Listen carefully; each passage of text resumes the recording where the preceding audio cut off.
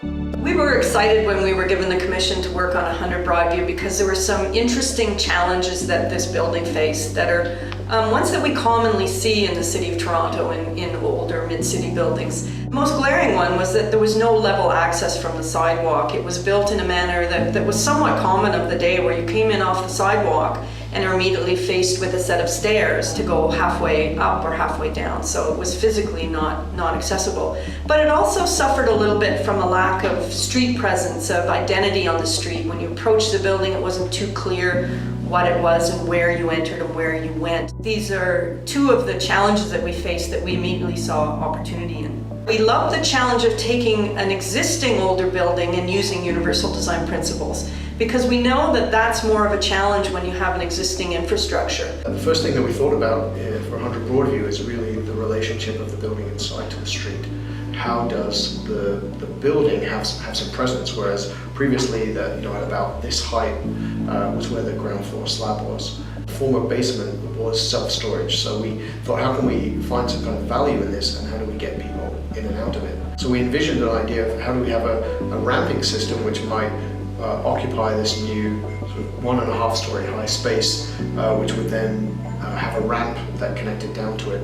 And through figuring out how that might fit, we came to what's a sort of a play on a kind of a skateboard ramp sort of technology of how do we build an undulating groundscape, which is simultaneously a ramp, it's stairs, and it's access for everybody that takes everybody to the elevator, so anybody can get to any level of the building. Once I got a look at what was being proposed architecturally to solve the access into the building, it really became a skate park, and I thought, well, this isn't shy, and therefore the interior design solution should also not be shy. Why try and make it disappear? Let's make it really stand out, and suggested that it be orange.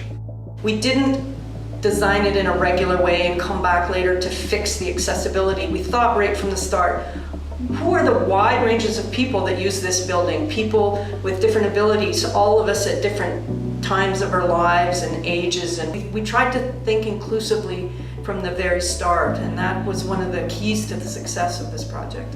The creation of a strong brand and that wonderful lobby space, which is so inviting both from the outside and once you're inside, it really did define 100 Broadview as its own place. We didn't expect the project to turn out the way exactly that it would from the beginning. From the design brief was very modest, but what it came to be was something far beyond itself. It came to be a sort of a hugely successful project from an accessibility point of view. It came to be a great-looking project, which is very bold, which is everybody in the building loves. They love the brand of the building, which becomes the brand associated with their company when they inhabit it. They enjoy the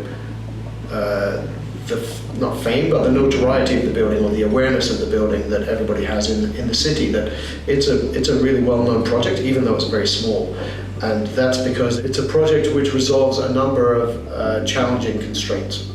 We're really excited about how the work we've done at 100 Broadview has improved not just that building and that street, but has really brought the conversation about universal design to the city. We believe it's improved the culture of our city. Toronto is an inclusive type of city, and having more buildings like 100 Broadview that broadcast their inclusivity is a really exciting thing for us.